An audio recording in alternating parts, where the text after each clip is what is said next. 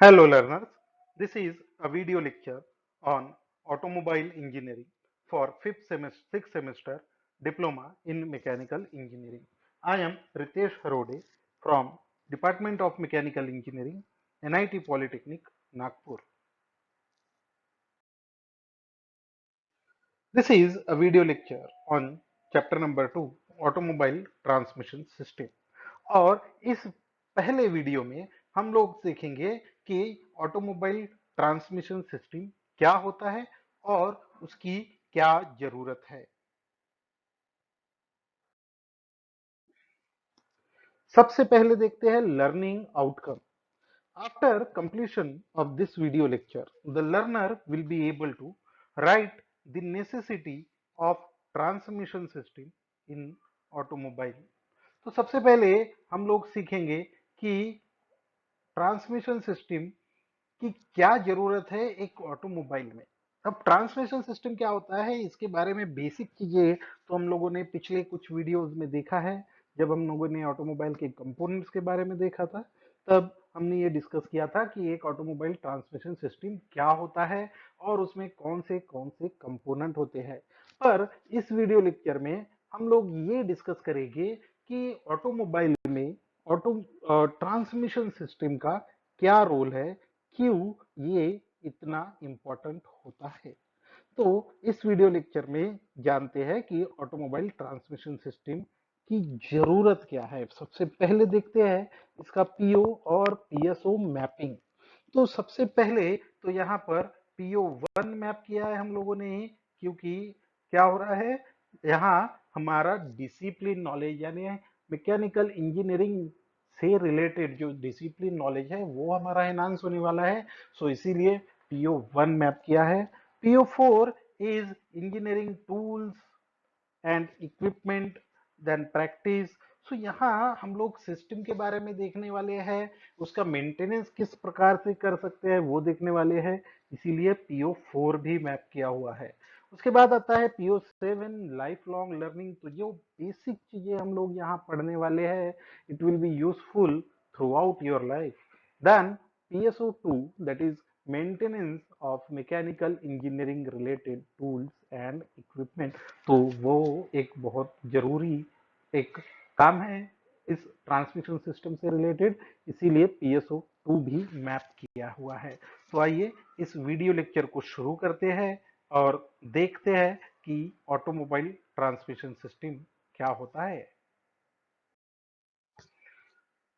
तो सबसे पहले रिवाइज कर लेते हैं कि ऑटोमोबाइल के कंपोनेंट्स क्या क्या होते हैं। एक पहले शुरुआत के कुछ वीडियोस में हमने ये सारी चीजें ऑलरेडी देखी थी। तो एक ऑटोमोबाइल में बहुत सारे कंपोनेंट्स होते हैं। ऑटोमोबाइल के जो कंपोनेंट्स होते हैं उसको बेसिकली बॉडी में क्लासिफाई किया जा सकता है। तो ये जो सबसे ऊपर का जो पार्ट है this one is known as the body of an automobile. बाकी का जो सारा कंपोनेंट है इसे कहते हैं चेचिस। तो चेचिस में क्या होता है, vehicle without body is known as chassis. Chassis में सबसे पहले होती है ये जो फ्रेम दिखाई दे रही है, ये इसको बारे में कुछ डिटेल्ड वीडियो आपने ऑलरेडी देखे हैं। अगर आप भूल चुके हैं तो इसको एक बार रिवाइज कर लीजिए। उसके बाद आता है ये यहाँ पर मौजूद इंजन और फिर आता है ट्रांसमिशन सिस्टम। सो यहाँ पर ये जो कंपोनेंट दिखाई दे रहा है this is nothing but the transmission system. So engine से जो पावर है, ये इंजन से पावर कहाँ पे जो ट्रांसफर होगा, इस व्हील के ऊपर ट्रांसफर होगा और इनके बीच के जो भी कंपोनेंट होते हैं यहाँ पे लगे हुए हैं that is known as automobile transmission system. So ये हमने पिछले वीडियो लेक्चर में ऑलरेडी देखा हुआ है। तो एक बार आप इसको रिवाइज कर सकते हैं, क्योंकि आगे बढ़ने से पहले आपको ये पता होना चाहिए कि ऑटोमोबाइल में कौन से मेजर कंपोनेंट्स होते हैं और उनके क्या बेसिक रिक्वायरमेंट होती है, क्या फंक्शंस होते हैं और उनकी लोकेशन कहाँ होती है, ये बहुत जरूरी है। तो ऑटोमोबाइल के डिफरेंट डिफरेंट सिस्टम के बारे में हम तो ऑलरेडी पढ़ चुके थे। तो अभी हम लोग देखेंगे कि ट्रांसमिशन सिस्टम क्या होता है। तो सबसे पहले शुरुआत करते हैं कि नेसेसिटी ऑफ ट्रांसमिशन सिस्टम। तो ट्रांसमिशन सिस्टम के कुछ कंपोनेंट होते हैं, ये ऐसा नहीं है कि एक सिंगल कंपोनेंट है। तो ट्रांसमिशन सिस्टम की जरूरत क्या है? सो बेसिकली एक ऑटोमोबाइल में क्या होता है, द इंटरनल कंबशन इंजन यानी आईसी इंजन लगा हुआ होता है। इंजन का काम होता है पावर को जनरेट करना। ये जो पावर इंजन जनरेट करता है, ये हमको ट्रांसमिट करना है कहां पर? व्हील्स के ऊपर। समझ रहा है? ड्राइविंग व्हील्स पे। इंजन जो पावर जनरेट कर रहा है, जब तक वो ड्राइविंग व्हील पे नहीं जाएगा तब तक आपका व्हीकल चलेगा नहीं। तो ये जो पावर है, ये ट्रांसमिट करने का काम ट्रांसमिशन सिस्टम करता है। यानी इंजन का पावर रोड व्हील तक ट्रांसमिट करना है, इसका काम करने का काम है ट्रांसमिशन सिस्टम का। पर ये सिर्फ इतना इजी नहीं है कि एक जगह से पावर लेकर दूसरी जगह पे दे देना। ये पावर में मॉडिफिकेशन करना पड़ता है रिक्वायरमेंट के हिसाब से, क्योंकि इंजन जो पावर जनरेट करता है वो वैसा ही आपको आगे मिलेगा। आपको आगे जरूरत है ऐसा होता नहीं है। तो क्या होता है? So the rotary motion of crankshaft should be transmitted gradually and not suddenly. अब देखिए, इंजन आपने गाड़ी शुरू की और एक झटके में आपकी गाड़ी चलने लगी। अगर ऐसा हो गया तो क्या होगा? आप गाड़ी पे बैठे, आपने इंजन स्टार्ट किया और गाड़ी चलने लगी। सो अगर ऐसा हो रहा है तो एक्सीडेंट के चांसेस होते हैं, क्योंकि उस टाइम पे आपका बैलेंस वगैरह नहीं होता है। तो ये पावर ट्रांसमिशन कैसे होना चाहिए? ये जो पावर ट्रांसमिशन होता है, ये ग्रेजुअली होना चाहिए, यानी स्मूथली पावर ट्रांसमिशन शुरू होना चाहिए from engine to wheel. Suddenly अगर हुआ तो you will be met in an accident. तो यहाँ ये सबसे पहली जरूरत है। तो इसीलिए इंजन डायरेक्टली व्हील से कनेक्ट नहीं करते हम लोग, बीच में ट्रांसमिशन सिस्टम लगाते हैं ताकि जो पावर है वो ग्रेजुअली ट्रांसफर हो, स्मूथली ट्रांसमिट हो। उसके बाद the motion is required to be transmitted only when desired. इसके ऊपर फोकस कीजिए कि पावर ट्रांसमिशन कब होना चाहिए? जब डिजायर्ड है तब, यानी जब पावर की जरूरत है तभी पावर ट्रांसमिट होना चाहिए। अब आप इमेजिन कीजिए, आप आपकी मोटरसाइकिल या कार, आपने इंजन शुरू किया है पर आपको गाड़ी नहीं चलाना है, आप वहीं पे रुके रहना चाहते हैं थोड़ी देर, तो क्या करना पड़ेगा? तो उसके लिए हमारे व्हीकल में अरेंजमेंट होता है। मोपेड्स अगर आप देखेंगे, स्कूटरेट्स या एक्टिवा वगैरह आप चलाते हो, तो उसमें हम लोग व्हीकल को ब्रेक दबाने के बाद स्टार्ट करते हैं, क्योंकि उसमें क्या होता है, पावर डायरेक्टली ट्रांसफर होता है। बाकी व्हीकल्स में ऐसा नहीं होता। आप अगर एक मोटरसाइकिल को चला रहे हो तो जब तक आपका व्हीकल न्यूट्रल में है, यानी आप इंजन स्टार्ट करके रख सकते हो, पर व्हीकल क्या रहेगा? पार्किंग की कंडीशन में रहेगा। इंजन का पावर ट्रांसमिट नहीं होगा, यानी इंजन तो काम कर रहा है पर पावर व्हील तक नहीं जा रहा है। तो ये चीज करने के लिए हम ट्रांसमिशन सिस्टम का यूज करते हैं। तो ये पहला कंपोनेंट हो गया, या पहला रिक्वायरमेंट हो गया है किसी भी ट्रांसमिशन सिस्टम की। उसके बाद होता है the engine produces almost the same torque. अब इंजन का क्या होता है? इंजन जब शुरू होता है तो सेम टॉर्क प्रोड्यूस करता है।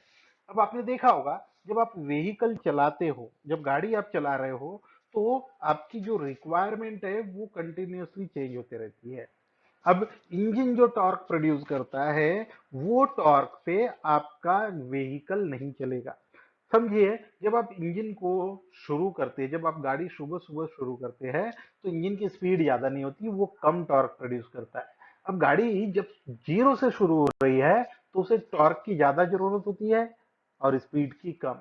जब आप धीरे धीरे बाहर निकलते हैं और धीरे धीरे आपकी व्हीकल की स्पीड बढ़ाने की जरूरत होती है, उस टाइम पे ट्रैक्टिव एफर्ट की जरूरत कम हो जाती है। अब ये ट्रैक्टिव एफर्ट क्या होता है?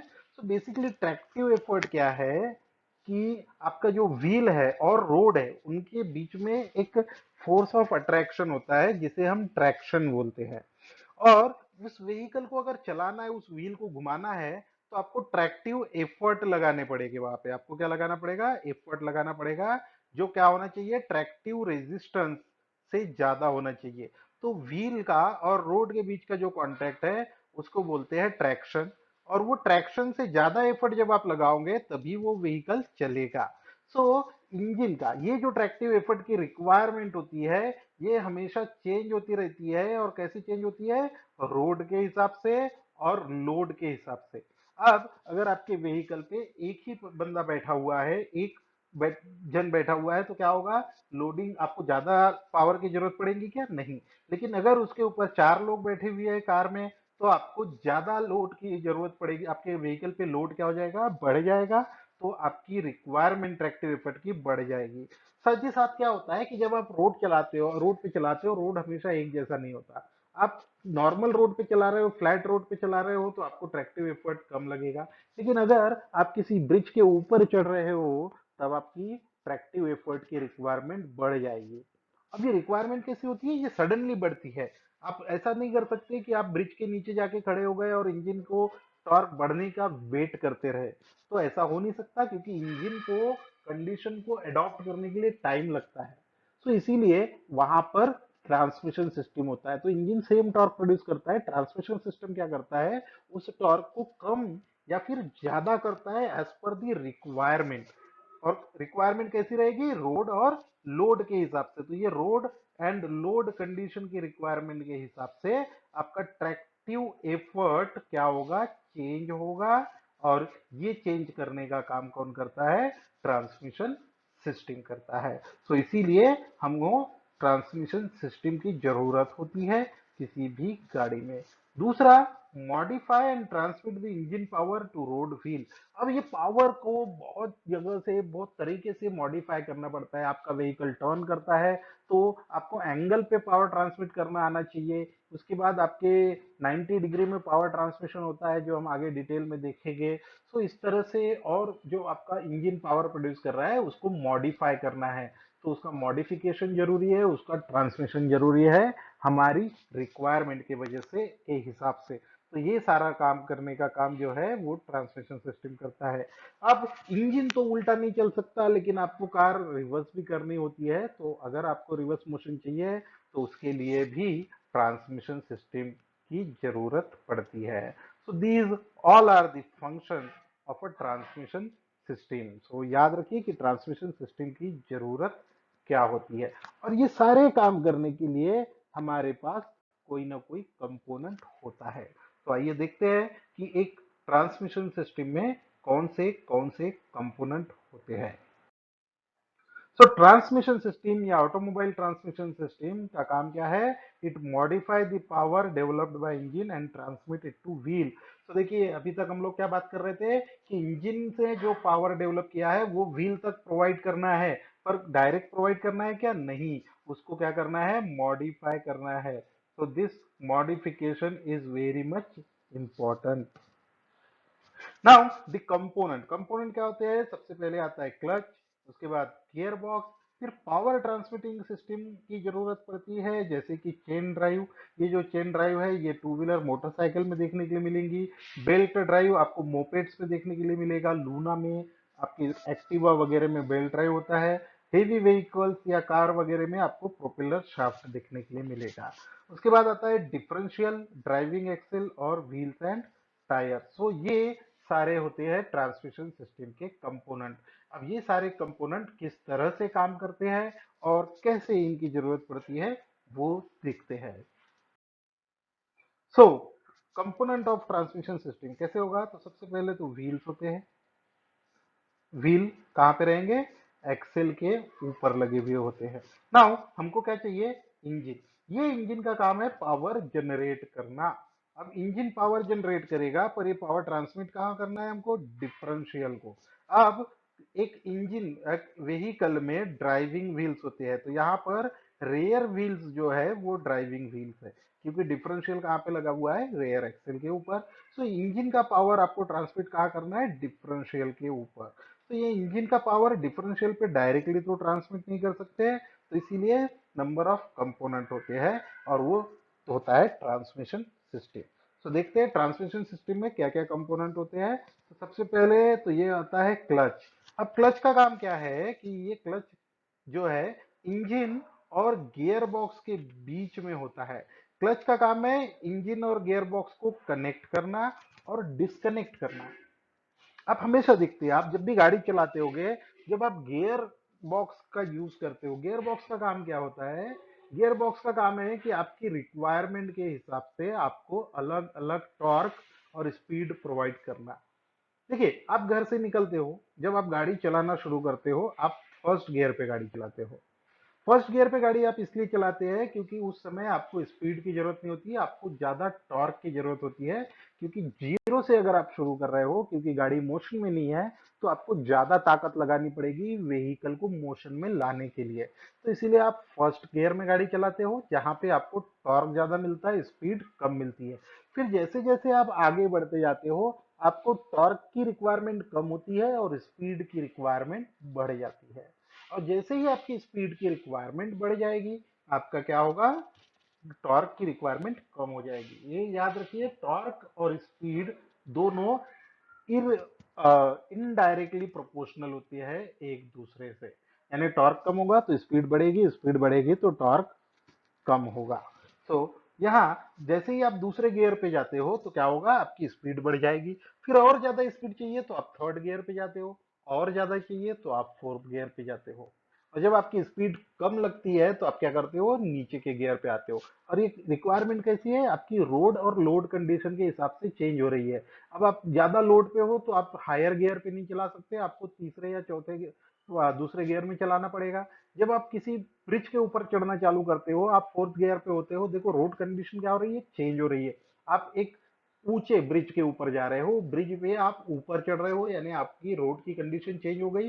रोड की कंडीशन की वजह से आपके व्हीकल पे लोड चेंज हो गया। क्योंकि आप ऊपर चढ़ाई कर रहे हो तो आपको ज्यादा पावर की जरूरत पड़ेगी, ज्यादा टॉर्क की जरूरत पड़ेगी। तो अगर आप फोर्थ गियर पे हो तो आप क्या करते हो? थर्ड गियर पे आते हो। अगर थर्ड गियर पे आपकी गाड़ी ऊपर चढ़ गई तो ठीक है, नहीं तो क्या करेंगे? आप सेकेंड गियर पे आते हो या फिर फर्स्ट गियर पे आते हो। तो ये जो लोड और रोड कंडीशन के हिसाब से आपके टॉर्क को मॉडिफाई करने का काम कौन करता है? गियर बॉक्स करता है। पर गियर बॉक्स का काम क्या है? जब भी आप फर्स्ट गियर से सेकेंड गियर पे शिफ्ट करते हो तो आप क्या करते हो? क्लच दबाते हो। ये क्यों कर रहे हैं हम लोग? क्योंकि क्या है, इंजन और गियर बॉक्स डायरेक्टली कनेक्टेड होते हैं क्लच के थ्रू। अगर आप मोशन शुरू है और गियर शिफ्ट करते हो तो आपके गियर्स क्या होते हैं? एक दूसरे से टकराते हैं, जो आप नहीं होने देना चाहते। तो ये टकराना नहीं चाहिए, गियर में क्लैश नहीं होना चाहिए, इसीलिए हम लोग क्या करते हैं? क्लच दबाते हैं। क्लच आपने दबाया तो क्या होगा? ये जो इंजन और गियर बॉक्स के बीच का कनेक्शन है वो टूट जाता है और आपका पावर ट्रांसमिशन रुक जाता है। फिर आप गियर शिफ्ट कर लेते हो 1 से 2 पे या 2 से 3 पे, जो भी आपकी रिक्वायरमेंट है, या 3 से वापस 2 पे भी आ सकते हो आप। और जैसे ही ये शिफ्टिंग हो गई, आप क्लच लीवर छोड़ देते हो। जैसे ही आपने क्लच का लीवर छोड़ दिया, ये वापस से इंगेज हो जाता है। तो ये होता है आपके क्लच का काम। तो हमने क्लच का काम देखा, गियर बॉक्स का काम देखा। अब यहाँ से डिफरेंशियल तक पावर ट्रांसमिशन करना बहुत लंबा डिस्टेंस होता है, तो इसीलिए यहाँ पर हमारे पास होती है प्रोपेलर शाफ्ट। तो ये प्रोपेलर शाफ्ट क्या करती है? गियर बॉक्स से पावर को ट्रांसमिट करती है डिफरेंशियल तक। और इनके बीच में यहाँ पे देखिए, एक शाफ्ट यहाँ से निकल रही है, एक शाफ्ट यहाँ से निकल रही है। तो कनेक्ट करने के लिए क्या चाहिए हमको? Universal joint. यूनिवर्सल ज्वाइंट का यूएसपी क्या होता है? कि they transmit power at any angle. अब देखिए, ये व्हीकल अगर ऐसे टर्न ले रहा है इधर, तो ये टर्न होगा तो यहाँ पे एंगल चेंज हो जाएगा। तो इसीलिए यहाँ पे आपको गियर यूनिवर्सल ज्वाइंट की जरूरत होती है। एक बार ये जो पावर है वो डिफरेंशियल पे आ गया तो फिर डिफरेंशियल का काम होता है। ये डिफरेंशियल भी क्या करता है? पावर को मॉडिफाई कर रहता है। देखिए, क्लच ने काम क्या किया? क्लच ने क्या मॉडिफिकेशन किया है? जब जरूरत है तब पावर ट्रांसमिशन, जब नहीं है तब पावर ट्रांसमिशन रोक देगा। गियर बॉक्स ने क्या किया? पावर का कम या ज्यादा किया, उसको टॉर्क को वेरी किया। उसके बाद यूनिवर्सल ज्वाइंट क्या कर रहा है? एंगल चेंज कर रहा है। प्रोपेलर शाफ्ट का काम क्या है? पावर को ट्रांसमिट कर रहा है एक जगह से दूसरी जगह पे। उसके बाद डिफरेंशियल का काम, डिफरेंशियल क्या करता है? तो यहाँ पे देखिए, प्रोपेलर शाफ्ट रोटेट हो रही है इस डायरेक्शन में, पर एक्सल रोटेट होना चाहिए इस डायरेक्शन में, क्योंकि गाड़ी को इधर इस डायरेक्शन में जाना है। तो इन दोनों के बीच का अगर एंगल देखा जाए तो एंगल आता है 90 डिग्री। तो आपका पावर रिक्वायरमेंट क्या है? 90 डिग्री में। तो इसीलिए डिफरेंशियल काम में आता है। डिफरेंशियल क्या करता है, ये जो प्रोपेलर शाफ्ट से पावर आया है उसको रिसीव करता है और 90 डिग्री में ट्रांसमिट करता है दोनों व्हील को, यानी आधा पावर ट्रांसमिट करेगा लेफ्ट व्हील को, आधा पावर ट्रांसमिट करेगा राइट व्हील को। तो इस तरह से डिफरेंशियल का काम होता है पावर को ट्रांसमिट करना 50-50 डिग्री इन 90 डिग्री में। उसके बाद कई बार जब आप व्हीकल टर्न करते रहते हो तो क्या होता है, एक व्हील को कम डिस्टेंस ट्रेवल करना पड़ता है, दूसरे को ज्यादा। तो ये जो स्पीड डिफरेंस है वो भी डिफरेंशियल मेंटेन करता है। So that thing is known as differential action. तो डिफरेंशियल के बारे में जब हम लोग कंस्ट्रक्शन पढ़ेंगे तभी चीज को ज्यादा डिटेल में डिस्कस करेंगे। तो उसके बाद ये पावर ट्रांसमिशन होता है। तो इस तरह से आपका ट्रांसमिशन सिस्टम काम करता है। ओके, तो कितना मॉडिफिकेशन हो रहा है, एक पावर ट्रांसमिशन एंगेजमेंट डिसएंगेजमेंट, यहाँ पे पावर ट्रांसमिशन को कम या ज्यादा कर रहे हैं, यहाँ पे एंगल चेंज कर रहे हैं, पावर ट्रांसमिट कर रहे हैं, यहाँ पे भी एंगल चेंज कर रहे हैं। तो इस तरह से आपका ट्रांसमिशन सिस्टम काम करता है।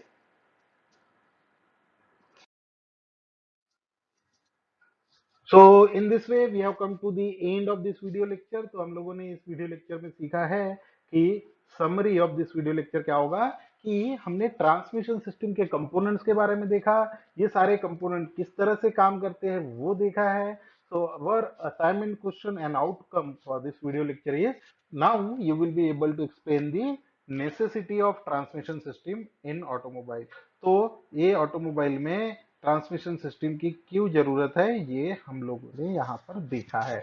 आज एक बार देख लेते हैं प्रोग्राम आउटकम क्या मिला हमें। तो हमारा डिसिप्लिन नॉलेज बढ़ा है क्योंकि हमने ये डिसिप्लिन नॉलेज के बारे में बात की।